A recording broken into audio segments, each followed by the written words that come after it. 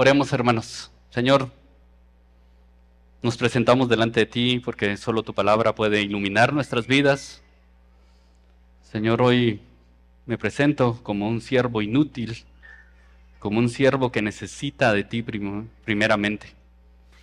Así que, Señor, utiliza lo que tú quieras, tus recursos, tu unción, tu función, Señor, todo lo que tú tienes para nosotros. Señor, haz tu buena obra en nuestros corazones según tu buena voluntad. Amén. Estaba diciendo, capítulo 45 de Génesis. Ya solo nos quedan 5 capítulos más, 4 predicaciones más. Realmente hemos disfrutado mucho esta serie. ¿Quién la ha disfrutado? Sí, yo también. También la he disfrutado mucho. El Conde de Montecristo. ¿Alguien ha leído la historia, la famosa historia del Conde de Montecristo? ¿Alguien ha visto la película del Conde de Montecristo? Una novela clásica escrita por Alejandro Dumas. Cuenta la historia de Edmundo Dantes, un joven con mucho futuro, en el cual es truncado por sus amigos. Él llega a la ciudad de Marsella a casarse con su prometida, pero sus amigos le tienden una trampa y lo envían sin juicio al castillo de If. Es una fortaleza enfrente de la costa de Marsella. Durante ese encarcelamiento que tiene Dantes, conoce a una persona que es un amigo y que le enseña muchas cosas. Es mentor y le enseña cómo ser culto y además cómo pelear. Después de que su amigo muere, él va a una isla escondida donde hay un tesoro que su amigo le dijo y se transforma en el Conde de Montecristo. 14 años estuvo en prisión. Ese famoso tesoro lo hace luego regresar a su ciudad y vengarse de sus amigos. Quiero hacer énfasis en un capítulo titulado La isla de Montecristo. El conde está hablando con una persona que él acaba de rescatar y revela sus profundos sentimientos de odio y venganza que ha albergado durante los años que pasó encarcelado injustamente en el castillo de If. A continuación, un pasaje de este capítulo. Dice: ¡Ah!, exclamó el conde, que se había levantado y paseaba por la habitación con una especie de fiebre, mientras su mirada resplandecía como si viera a través de las paredes los objetos que evocaba su memoria. ¡Ah!, cuánto me hicieron sufrir esos hombres, cuánto odio he acumulado contra ellos durante esos interminables años de prisión, y cuán justificado me siento para ejecutar mi venganza, para castigar con la misma crueldad a quienes me condenaron a un tormento que superó mis fuerzas.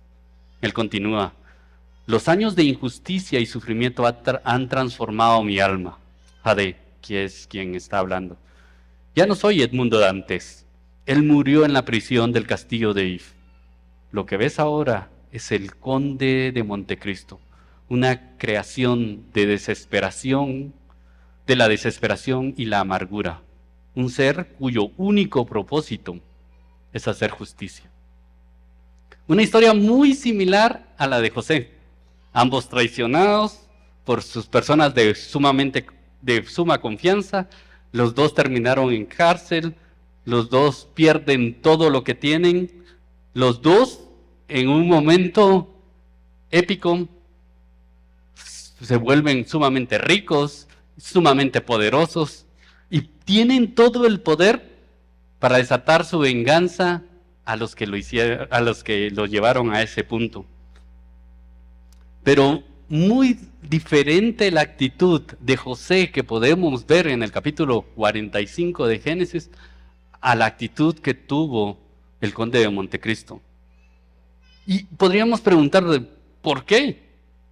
O sea, ¿qué convicciones, qué llevaron a José a perdonar, a extender misericordia a estos hermanos que no la merecían? ¿Qué profundas convicciones tuvo José en su corazón para poder extender perdón? Y esa va a ser la pregunta. ¿Qué convicciones sostuvieron a José durante todos estos años de sufrimiento? Alguien dijo, el sufrimiento puede causar dos destinos en la vida del hombre: o lo destruye o lo purifica. En la vida de Edmundo Dantes lo destruyó y lo volvió un hombre que buscaba solamente la venganza. En la vida de José lo causó un hombre de Dios, un hombre que buscó el bien de sus hermanos, un hombre que por medio de él hubo salvación. Así que empecemos. ¿Se recuerdan dónde dejamos a José en la semana pasada? Estaba solo con su hermano Judá.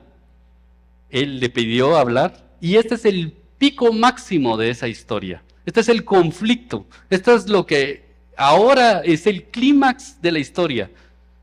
Sus hermanos están siendo acusados de un robo y pues al final quedó la copa en el saco de Benjamín y Judá, en un momento de lucidez, le dice a José: no esclavices a Benjamín, yo me hago a cargo.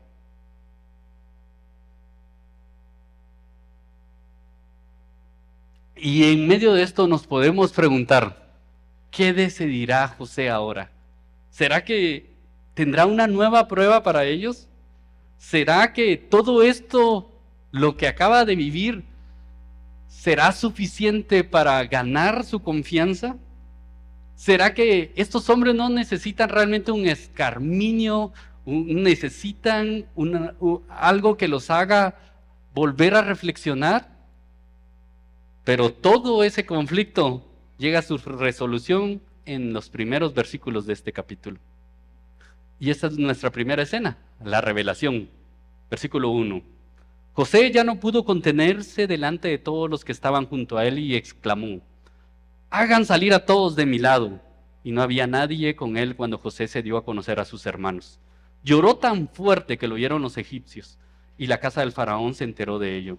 José dijo a sus hermanos: yo soy José, ¿vive todavía mi padre? En otras ocasiones José ha llorado en soledad, se ha retirado porque no podía contener todos los sentimientos, el profundo dolor que sentía, o tal vez el profundo amor que sentía por sus hermanos. Pero ahora esos sentimientos salen como un caudal, salen de él y no es posible contenerlos. El narrador quiere hacer énfasis qué tan fuerte lloró José. Dice que lloró tan fuerte que lo oyeron los egipcios y la casa del faraón se enteró de ello. Imagínense, o sea, tampoco eran casitas como las nuestras de apartamentos uno detrás de otro donde todo se escucha. Eran palacios enteros y que José haya llorado tan fuerte que incluso se escuchó en el palacio del faraón. Eso quiere decir que José estaba sumamente conmovido por lo que estaba viviendo en esta situación. Y puedo imaginarme la cara de confusión de los hermanos. Yo me imagino a los hermanos diciéndole a Judá: ¿qué le hiciste? ¿Qué le dijiste?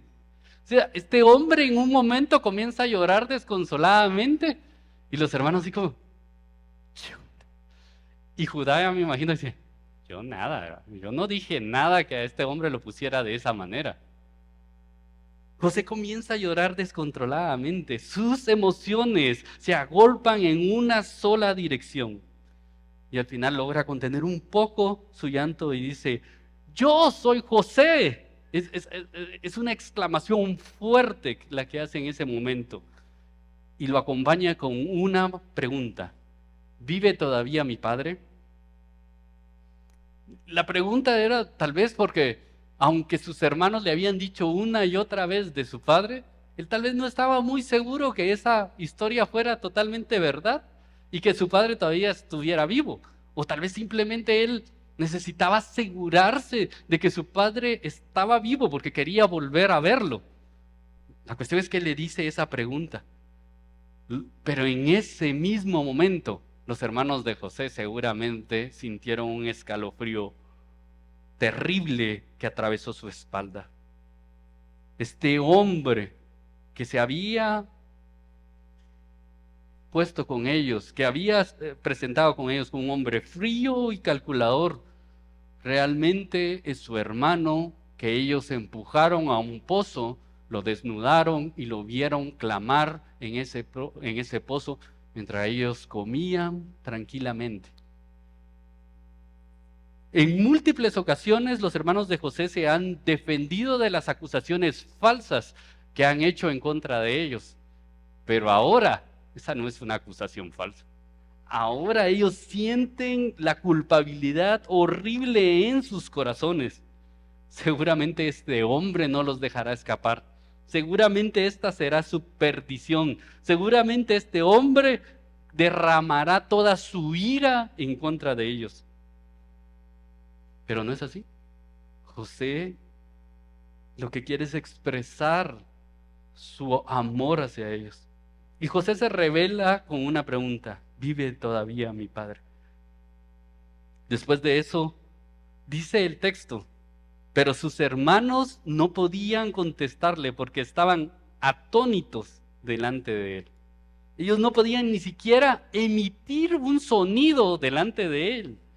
Estaban pasmados, espantados. Literalmente estaban viendo a un muerto en vida. Literalmente estaban viendo a un fantasma.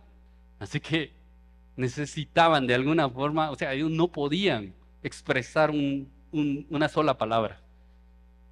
Y en el versículo 4 dice, y José dijo a sus hermanos, acérquense ahora a mí.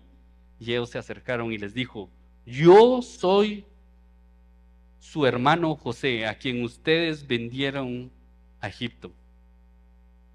La primera petición que les hace José es acérquense. Eso indica tal vez el grado de alejamiento que ellos ya habían hecho por este enorme revelación que estaban teniendo. O tal vez era porque José siempre había mantenido un gran espacio entre ellos, haciendo sentir su calidad de noble en Egipto. Pero no importa porque José les pide, acérquense a mí. Ellos lógicamente no lo iban a hacer, porque la cláusula de cualificación de las palabras de yo soy su hermano José, les dio un paro cardíaco a ellos en ese momento. ¿Qué les dije? ¿Qué les dice? A quien ustedes vendieron a Egipto. Este hombre iba a acabar con ellos. Pero inmediatamente José tranquiliza a sus hermanos con la siguiente. Versículo 5. Ahora pues, no se entristezcan ni les pese el haberme vendido aquí, pues para preservar vidas me envió Dios delante de ustedes, porque en estos 2 años ha habido hambre en la tierra, y todavía quedan otros 5 años en los cuales no habrá ni siembra ni siega. ¿Qué diferencia de este discurso comparado al conde de Montecristo? José no se ha desesperado año tras año para ejecutar su venganza. José no ha guardado rencor, odio, amargura en contra de sus hermanos. José los trata de animar para que ellos se acerquen, para que ellos estén cerca. José evidencia perdón en sus palabras. Pero este discurso que hace José aquí es totalmente descabellado y sin sentido para los ojos humanos. ¿Cómo así que no se pongan tristes por lo que han hecho? Claro que deberían de ponerse tristes, claro que deberían de sentirse culpables. Ellos hicieron esto, ellos lo desnudaron, ellos lo vendieron. ¿Cómo así que no fueron ellos? Y claramente vemos que ellos fueron en el capítulo 37, que tuvieron la intención de venderlo. Pero José no está negando los hechos. José sabía muy bien qué es lo que había pasado, pero José sabía muy bien quién era su Dios. Y por eso no hace venganza en contra de ellos. La repetida y tranquilizadora frase de Dios, de José, es: Dios fue quien me envió. La frase Dios se repite 4 veces en estos versículos, en el 5 y el 7 que ya lo leímos, y en el 8: ahora pues no fueron ustedes los que me enviaron aquí, sino Dios. En el 9: Dios me ha hecho Señor de todo Egipto. Ven a mí, no te demores. Está José hablándole a su padre. Hay algo que podemos ver visiblemente en la vida de José, y es que José conocía sus circunstancias, pero conocía mejor a su Dios. Conocía bien a quién él servía. José nos da una cátedra de doctrina y teología en sus palabras. Él tenía el pleno conocimiento de un Dios soberano que gobierna cada momento de la historia humana, que ninguna molécula de este mundo se mueve si no es por la voluntad de Dios.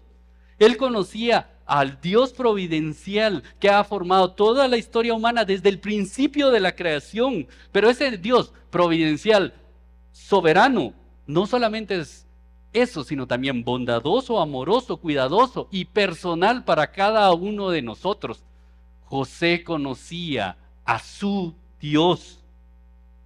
Hermanos, en medio de la necesidad, tenemos la tentación de conocer toda la situación, conocer cada uno de los detalles que nos está pasando. Pero en medio de la necesidad, nuestra mayor necesidad es conocer a nuestro Dios. Una cita que me impresiona mucho del libro Conocer a Dios, si no lo han leído, de J.I. Packer, es fabuloso el libro. Él le está respondiendo a la pregunta: ¿tiene sentido conocer a Dios? Y él responde con esta frase. Es una pregunta válida, pero creo que hay una respuesta convincente para la misma. Está claro que el interlocutor al que nos referimos supone que un estudio sobre la naturaleza y el carácter de Dios no es práctico ni relevante para la vida. Sin embargo, en realidad es el proyecto más práctico que cualquier persona pueda encarar. El conocimiento acerca de Dios tiene una importancia crucial para el desarrollo de nuestra vida. Así como sería cruel trasladar a un aborigen del Amazonas directamente a Londres y depositarlo sin explicación alguna a la plaza de Trafalgar y abandonarlo allí sin conocimiento de la lengua inglesa ni las costumbres inglesas para que se desenvuelva por su cuenta, así también somos crueles contra nosotros mismos cuando intentamos vivir en este mundo sin conocimiento de ese Dios, quien es el mundo y lo dirige. Para quienes no saben nada en cuanto a Dios, este mundo se torna un lugar extraño, absurdo y penoso, y la vida en él se hace desalentadora y desagradable. Descuida el estudio de Dios y te sentencias a ti mismo a transitar a la vida, dando tropezones y errando en el camino como si tuvieras los ojos vendados, por así decirlo, sin el necesario sentido de dirección y sin comprender lo que ocurre a tu alrededor. Es la manera más segura de malgastar tu vida y perder tu alma. ¿Conoces a tu Dios, hermanos? En medio de tu sufrimiento, ¿le dedicas tiempo a conocer a tu Dios? Nuestra necesidad más grande es saber de Él. En medio del dolor, conoce a tu Dios. En medio de la soledad, conoce a tu Dios. En medio de la prueba, conoce a tu Dios. Solo en ese conocimiento vendrá paz, confianza, esperanza y un sentido de tranquilidad profunda. Y José descansa en 2 atributos específicos de Dios: su soberanía y su providencia. La soberanía es el hecho de que Dios controla todas las cosas. No hay nada que se salga, no hay un átomo que pueda estar ahí solo que Dios no controle. Pero la providencia es ese mismo control de Dios, pero para un propósito específico. Y José descansa en esa soberanía y providencia de Dios. Versículos 7 y 8. Dios me envió delante de ustedes para preservarles un remanente en la tierra y para guardarlos con vida mediante una gran liberación.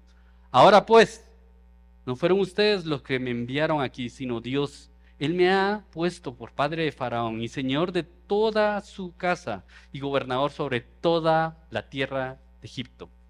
Otra vez, no es que José esté negando los hechos, él los conoce bien, él los conoce en carne propia. Pero José sabe que la primera causalidad de todo es Dios mismo. Él está a cargo de toda esta historia. Él la diseñó desde el principio, la planeó, luego la predice en un sueño, luego la supervisa durante 22 años de la vida de José y luego la finaliza con un rescate maravilloso a su pueblo. Hermanos, la doctrina de la providencia divina y la soberanía de Dios debe traer profunda esperanza y confianza en nuestros corazones en momentos de dificultad. Porque Dios controla todo. No hay nada que venga hacia nuestra vida que no sea de un buen plan, de un Dios bondadoso, amoroso. Y todo lo que viene a nuestra vida le decimos sí y amén, porque traerá un bien para nuestras almas. Y esta es una doctrina que atraviesa todas las escrituras. Providencia no está escrito literalmente en las páginas de la Biblia, pero es una doctrina que atraviesa todas las escrituras. Vamos a ver un par de versículos, pero hay muchísimos acerca de la providencia. Es más, John Piper escribió un libro de 700 y pico de páginas solo de la providencia. Si lo quieren leer, es excepcional el libro, pero es así. Es enorme el libro de la providencia de Dios. Y ahorita tan solo vamos a tocar un par de versículos sobre ello. Salmos 115:3, nuestro Dios está en los cielos, Él hace lo que le place. Isaías 43:13, aún desde la eternidad yo soy, y no hay quien libre de mi mano, yo actúo y quién lo revocará. Isaías 46:10, yo soy Dios, no hay ninguno como yo, que declaro el fin desde el principio y desde la antigüedad, lo que ha sido hecho. Yo os digo, mi propósito será establecido, y todo lo que quiero realizaré. Daniel 4:35, todos los habitantes de la tierra son considerados como nada más. Él actúa conforme a su voluntad en el ejército del cielo y entre los habitantes de la tierra. Nadie puede tener su mano ni decirles qué has hecho. Job 42:2, yo sé que tú puedes hacer todas las cosas y que ningún propósito tuyo puede ser estorbado. Hermano, y especialmente en la vida de Job podemos ver esto, el sufrimiento con propósito. Pero es más, Job no logró entender el sufrimiento que vino a su vida en toda la historia de este libro. A Job no le dieron explicaciones por qué llegó el sufrimiento a su vida. Job le hizo una pregunta a Dios y le dijo Dios, a ver, ponte bien el cinturón, que yo te voy a preguntar y tú me responderás. Y el Señor le comienza a decir de que Él es soberano, Él es creador, Él gobierna su mundo, pero nunca le da específicamente por qué Él está pasando este sufrimiento. Pero para bien nuestro fue escrito el libro de Job. Para decir, todo esto que Job sufrió no estaba separado de la mano bondadosa de Dios que controló cada una de las circunstancias. ¿Y quién más podríamos decir que tenemos una situación tan difícil como la de Job? Y aún así, que no tengamos la respuesta por qué estamos sufriendo, podemos confiar en un Dios que controla todas las cosas. Y quiero dar una definición así un poco más estructurada de lo que es la providencia. Me gustan las definiciones. Aquellos que son más estructurados, así como yo, les va a gustar. El Catecismo Mayor de Westminster lo dice así de esta manera, de la providencia. Dios, el gran creador de todas las cosas, sostiene, dirige, dispone y gobierna a todas las criaturas, las acciones y las cosas desde la más grande hasta la más pequeña. Por medio de su más sabia y santa providencia, según su infalible presciencia y el libre e inmutable consejo de su propia voluntad, para alabanza de la gloria de su sabiduría, poder, justicia, bondad y misericordia.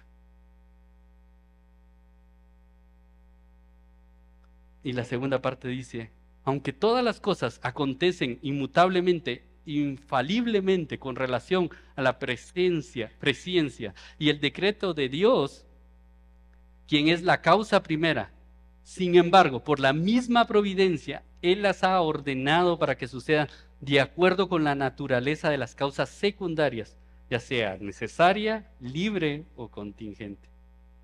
¿Sí, hermanos? Eso es lo que una vez repetimos. Dios controla todas las cosas y cada acto de nuestra vida, pero somos responsables también nosotros de todas las acciones que cometamos. Hay dos realidades pasando alrededor. No es que nosotros vamos a hacer lo que querramos y simplemente Dios al final va a hacer su voluntad, pero tampoco quiere decir que Dios controla y somos simplemente robots, sino que Dios es totalmente soberano con su mundo, pero pero nosotros somos totalmente responsables. Dios utiliza la traición, el odio, el pecado de los hermanos de José para salvar a su pueblo. Dios es tan poderoso y soberano que puede utilizar el dolor y la maldad de una forma gloriosa y providencial para el bien. ¿Y cuál es ese propósito que está en la vida de José? ¿Cuál es ese propósito providencial que Dios tiene? José lo expresa en el versículo 7. Dios me envió delante de ustedes para preservarles un remanente en la tierra y para guardarlos con vida mediante una gran liberación. José aquí nos está expandiendo nuestro lente para que podamos ver el panorama completo de la razón por la cual él sufrió todas estas penas y miserias durante su tiempo. Y también expande nuestro lente para que podamos ver por qué él ahora es el segundo al mando en Egipto. La razón no es para que José fuera glorioso o grande en la tierra de Egipto, y lo es. La razón no es para preservar a los egipcios de un hambre, no. Lo está haciendo, pero no es por eso. La razón principal por la cual Dios ejecuta este plan, dice el texto, que es para preservar un remanente de la familia de Israel y para guardarlos con vida. Es aquí donde se conecta esta historia con la gran trama de toda la historia de Génesis. ¿Se recuerdan cuál es la historia, el gran trama, el gran conflicto de la historia de Génesis? ¿Podrá Dios preservar la simiente de la mujer a pesar del pecado, a pesar del dolor, a pesar del sufrimiento, a pesar de decisiones tontas y de los que fueron escogidos? Y en este versículo dice que Dios va a hacer su voluntad, aún a pesar de todo esto. Pero ¿qué clase de providencia es esta, hermanos? Que las mismas personas que hacen el mal y dañan a José son los principales receptores de esa providencia. Ellos son los beneficiarios de ese plan. Dios utilizó a los hermanos y luego Dios les da beneficios de ese mismo plan que Él está ejecutando. Él está desde principio a fin. Él está ejecutando un plan glorioso. Una de las cosas que más disfruto en las entrevistas de membresía, ya se me movió esto, es cuando tenemos la entrevista y el que estamos entrevistando les pregunto, ¿cómo llegaron al Señor? ¿Cómo fue su camino de salvación? Y hay algunos han sufrido mucho, han tenido mucho dolor, y otros no, otros han aceptado a Cristo a sus 7 años de edad. Pero todo lo que vemos en esos hilos entrelazados, vemos a un Dios soberano que está llamando, está transformando, está renovando corazones, está haciendo todas las cosas para que nosotros lleguemos un día a confesar fe en Jesucristo. Y Él es el que providencialmente transforma nuestra alma. Y por eso podemos descansar, hermanos. Si Cristo Jesús ya nos dio a Él mismo en toda nuestra historia, ¿cuánto más no nos dará todas las cosas según su buena voluntad? Eso es lo que podemos descansar, hermanos. Que Cristo Jesús es el que puede traer paz a nuestro corazón en medio de dificultad, dolor, amargura.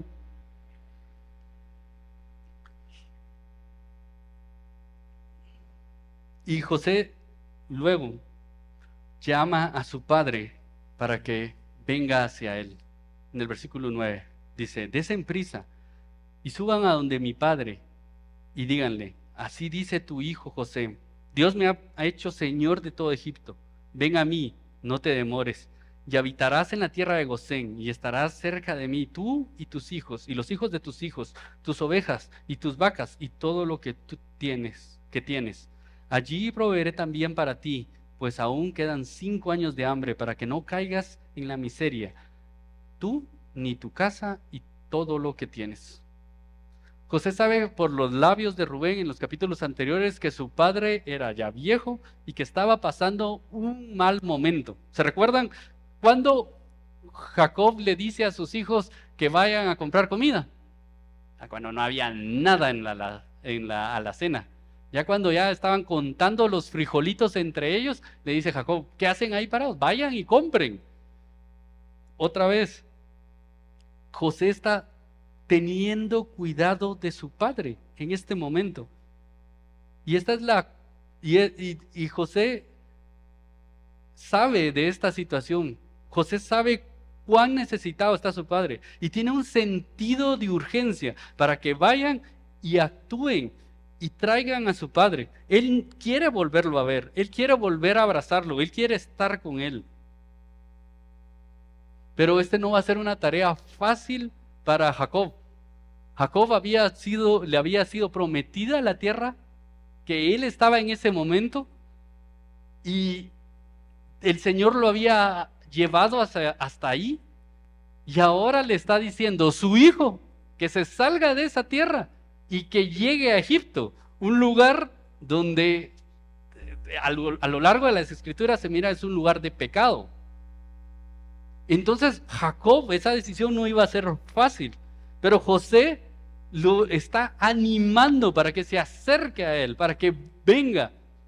¿Y cuál es la primera palabra que José quiere que se mencione cuando lleguen a ver a Jacob? ¿Cuál es la primera palabra que deben de decir los hermanos de José? Dios. Dios. Otra vez mencionando el plan que él tiene para con ellos, recordándole que esta promesa se cumplirá sí o sí en su vida, ya sea que se quede en Canaán o ya sea que suba a Egipto, pero él debe de subir en este momento, él debe de ir. Además vemos una cualidad en José, que él, en confianza y soberanía de un Dios bueno, él no retiene para sí sus bienes, sino que él es sumamente generoso para sus hermanos y para su padre. Él confía en la gracia futura. Es más, va a venir 5 años todavía de hambre, de sequía y de hambruna. Y aún así, José está siendo sumamente generoso para sus hermanos. Hermanos, si tenemos una confianza profunda, podemos ser generosos. La generosidad no se trata de que nos abunde los bienes. La generosidad se trata en que confiamos en la gracia futura que vamos a tener. Por lo tanto, podemos dar a nuestro hermano, dar al que tiene necesidad, porque Dios proveerá conforme a sus riquezas en gloria. Él da sin reservas. Y en el versículo 12 sigue: y ahora los ojos de ustedes, y ahora los ojos de ustedes y los ojos de mi hermano Benjamín ven que es mi boca la que les habla. En este momento crucial que José acaba de terminar de hacer este diálogo, expresar este diálogo, le dice: ven que es mi boca la que habla. Si recuerdan, la comunicación que tenía José era en Egipto, y él había estado hablando por medio de un intérprete, pero ahora está hablando en hebreo y le está tratando de asegurar a sus hermanos que él es, que su identidad es ser el hermano de ellos. José estaba afirmando que él es el que estaba allí enfrente de ellos. Versículo 14 dice: entonces se echó sobre el cuello de su hermano Benjamín y lloró. Y Benjamín también lloró sobre el cuello. Después sus hermanos hablaron con él. Y esta es la cuarta vez que José llora profundamente por lo que sucedió. Esta es la cuarta vez, pero esta vez es diferente, porque las 3 veces anteriores había llorado él en soledad o enfrente de ellos, pero ahora llora con ellos. Y esto nos da claramente de que, hermanos, el llorar y confiar no son totalmente diferentes.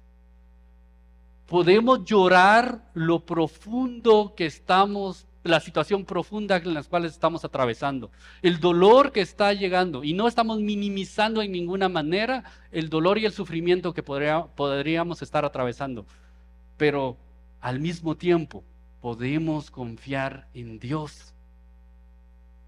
Hermanos, lamentarse es más, lo necesita nuestro corazón, ¿sí? Que lloremos, pero confiemos en nuestro Dios. Y así finaliza nuestra primera escena, la revelación de la identidad de José. Y luego nuestra segunda escena, el regreso a Canaán. Versículo 16. Cuando se oyó la noticia en la casa del faraón de que los hermanos de José habían venido, le agradó a faraón y a sus siervos. Ahora vemos esa providencia de Dios en la cual José confiaba. José tenía pleno conocimiento que Dios iba a obrar por él. Inmediatamente comienza a actuar y comienza esa providencia en sus vidas. Y los versículos dicen que le agradó al faraón la llegada de estos hermanos. O sea, el faraón no conocía a ninguno de los hermanos, él solo conocía a José y le agradó, pero no solamente a faraón, le agradó a sus siervos, al staff. Todo el palacio del rey, todo el palacio del faraón estaba en beneficio de los hermanos. Y observen cuán cuidadoso es este faraón para con ellos. Versículo 17. Entonces faraón dijo a José: diles a tus hermanos, hagan esto, carguen sus animales y vayan a la tierra de Canaán y tomen a su padre y a sus familias y vengan a mí, y yo les daré lo mejor de la tierra de Egipto y comerán de la abundancia de la tierra. Faraón toma de esto sumamente personal. No dice ven y que vengan a Egipto, dice que vengan a mí. Él los quería ver de nuevo ahí en Egipto. Y además Faraón les dice: y yo les daré lo mejor de la tierra de Egipto y comerán en abundancia de esta tierra. Vengan, vengan, yo los bendeciré. Vengan, aquí en Egipto van a fructificar. Vengan, aquí no padecerán hambre. Vengan, aquí yo les abriré los tesoros de Egipto. Además, en los siguientes versículos vemos cómo Faraón les da limosinas, por así decirlo, para que lleguen hasta Egipto. Les mandó el carro, literalmente, versículo 19. Y a ti se te ordena decirles: hagan esto, tomen carretas de la tierra de Egipto para sus pequeños y para sus mujeres, y traigan a su padre y vengan. Y no se preocupen por sus posesiones personales, pues lo mejor de toda la tierra de Egipto es de ustedes. Wow, Dios estaba trayendo favor a la vida de los hermanos de José, a la vida de Jacob, para que este rey impío, pagano, sumamente pecador, no creo que haya sido muy adorador de Dios, haga su voluntad. En Proverbios 21:1 dice: como canales de agua es el corazón del rey en la mano del Señor. Él los dirige donde le place. Hermanos, todo está en control de Él, aún gobernantes corruptos. Es más, Pablo le dice que tengan, que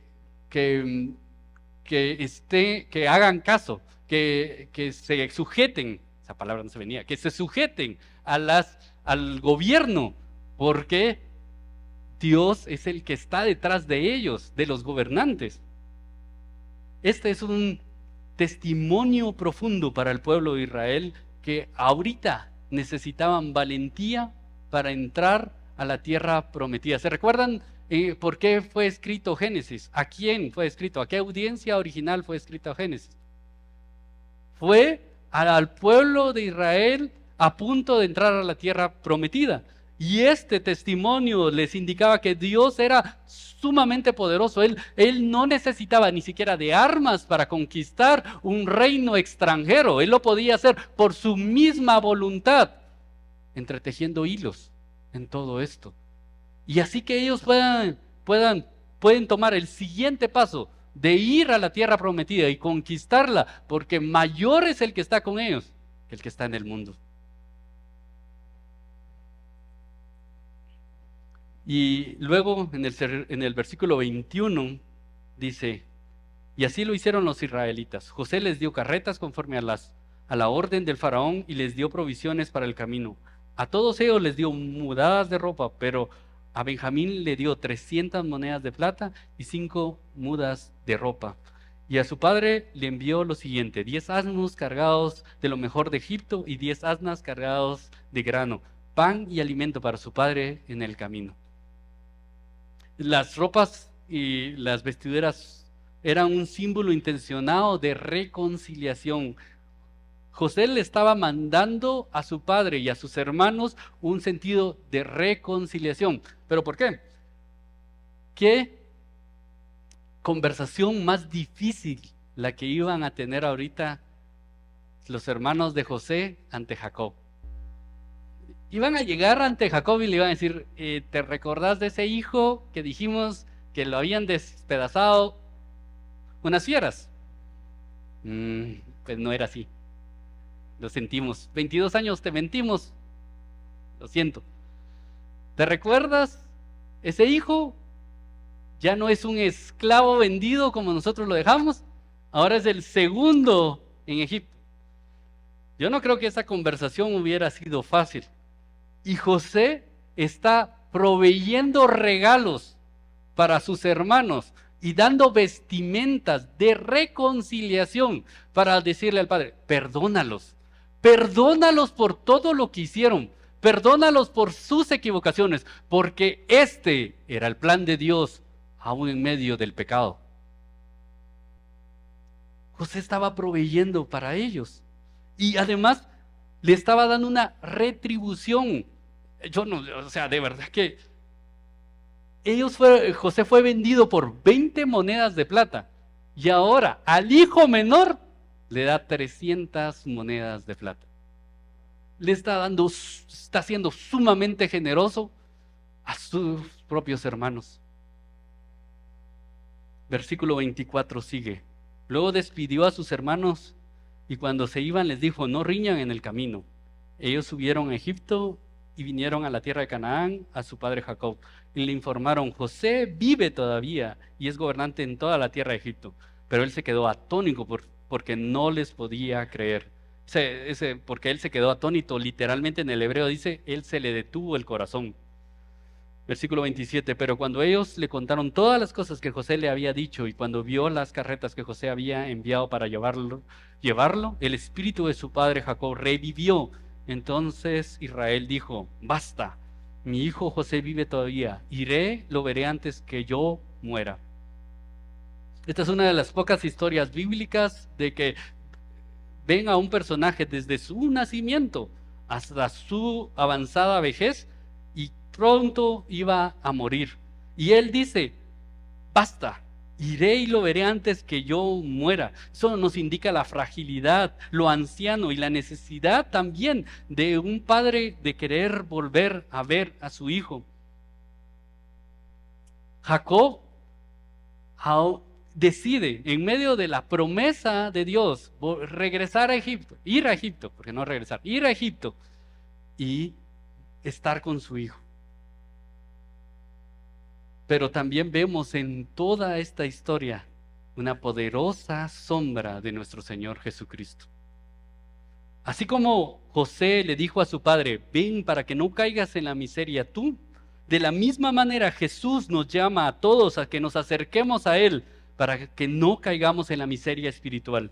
Así como los hermanos de José se refugian en Él para no perecer, todos aquellos que se refugian en los méritos de Cristo nunca perecerán, sino tendrán vida eterna. Así como José los llama a vivir con Él para no sufrir escasez, todos los que estamos en Cristo, hermanos, podemos vivir en la casa de nuestro Padre, porque ahí ya no habrá llanto ni más dolor. Así como José, todos los que son llamados por Él, por Dios, por su voluntad, llegamos al Padre. Así como José envía a sus hermanos en un viaje de ida y vuelta, Cristo Jesús también nos envía a un viaje a predicar a todo el mundo, pero con la confianza de que vamos a regresar a nuestro Padre. Pero sobre todas las cosas, así como Dios utilizó todo el mal en la vida de José para traer bien a su familia, Dios también utilizó el mal en Jesús para salvar a su familia. Pedro lo dice en su primer sermón en el Pentecostés, Hechos 2, 22 al 24, dice: hombres de Israel, escuchen estas palabras. Jesús el Nazareno, varón confirmado por Dios entre ustedes con milagros, prodigios y señales que Dios hizo en medio de ustedes a través de él, tal como ustedes mismos saben. Oigan esto, versículo 23. Este fue entregado por el plan predeterminado y previo conocimiento de Dios. Y ustedes, ¿quiénes? Ustedes lo clavaron en una cruz por manos de impíos y lo mataron. Pero Dios lo resucitó poniendo fin a la agonía de la muerte, puesto que no era posible que él quedara bajo el dominio de ella. Dios utilizó el sufrimiento de su Hijo unigénito para acabar con el pecado y la maldad. Y por eso podemos confiar en Dios. La burla de Herodes, la cobarde intimidación de Pilatos, la multitud que gritaba crucifícanlo, los soldados gentiles coronando a Jesús con espinas, todo ese pecado, todo ese asesinato fue un plan de Dios. Todo, así como los hermanos de José, así como la esposa de Potifar, toda la injusticia fue un plan de Dios para traer la salvación a su pueblo. Es el plan predeterminado de Dios y el previo conocimiento de Dios. En el evangelio de nuestra salvación se está cumpliendo mediante la maldad de hombres pecadores, aun cuando matan a su Hijo Jesucristo. Pero este pecado no es aleatorio. El pecado aleatorio no salva a nadie. 700 años antes Isaías dijo: pero el Señor quiso quebrantarlo y hacerlo sufrir. Este no es un mal aleatorio contra Jesús. Esto está planeado, pero esta es una salvación grande. Hermano, no hay evangelio, no hay salvación si Dios no puede controlar en perfecta santidad cada acto pecaminoso del mundo. No hay salvación si Dios no puede controlar en perfecta santidad cada acto pecaminoso del mundo. Así que toda esta historia nos recuerda que aún en dolor, en sufrimiento, en pecado que abunda en nuestras vidas, Dios está en control. Y ahora para terminar, y quiero llamar a los músicos, quiero terminar con dos preguntas. La primera, ¿cómo cambia nuestra actitud ante el sufrimiento si comprendemos que Dios lo gobierna soberanamente? Abrazamos el sufrimiento y el dolor porque sabemos que Dios está trabajando en nuestros corazones a través de ese sufrimiento. O lo rechazamos, lo hacemos a un lado y no queremos saber nada de él. Abrazamos el sufrimiento. ¿Cómo es nuestra actitud cuando viene el mal hacia nosotros? ¿Sabemos que es controlado por un Dios bueno? Es más, ¿cómo ejercitamos el músculo de la confianza cada día? José todos los días ejercitaba su músculo de confianza, así que cuando vino la prueba máxima, él pudo estar firme y perdonar a sus hermanos, porque él sabía en el Dios en el cual confiaba. De la misma manera, hermanos, la confianza en Dios no vendrá de la noche a la mañana. No vendrá simplemente cuando venga la necesidad, cuando venga el dolor, sino cada día nosotros debemos de ejercitar este músculo de la confianza en Dios por medio de la oración, por medio de confiar en cosas sencillas en nuestra vida, confiar de que ese motorista que nos acaba de pasar a un lado, Dios tiene cuidado, Dios es soberano sobre él, y así que puedo estar en paz, puedo confiar en Dios. Y la segunda pregunta, ¿cómo cambia nuestra forma de enfrentar la reconciliación y el perdón al conocer a Dios y su salvación? Aquellos que hemos sido abrumados por el pecado propio o por el pecado en contra de nosotros. Aquellos que nos cuesta mucho pedir o emitir perdón. Con esta historia podemos recordar que el conocer a Dios y la salvación que Él nos ha brindado cambia radicalmente la forma que nos reconciliamos los unos con los otros, la forma como pedimos perdón, porque sabemos el enorme sacrificio que hubo para nuestro propio perdón y las muchas faltas que tenemos delante de Dios. Por lo tanto, podemos con facilidad y sinceridad pedir perdón y reconciliarnos los unos con los otros. Hermanos, solo aquellos que tienen una plena identidad en Cristo Jesús y que toda su vida gira alrededor de esa identidad en Cristo Jesús pueden ser fáciles para emitir el perdón. Pero hermanos, algo que podemos recordar en medio de todo esto es que tenemos a un Dios poderoso, un Dios que no se ha jalado los pelos y decir, ¡ay! Este pecó, ¿qué voy a hacer? A ver cómo lo transformo, a ver cómo voy a hacer para que esto sea un bien. No, hermanos, Dios lo tiene planificado y Él soberanamente lo controla. Por lo tanto, podemos confiar profundamente en su plan. Así que les pido hoy, hermanos, que podamos cantarle a ese Dios soberano y declarar que por la eternidad nosotros somos comprados por su sangre preciosa.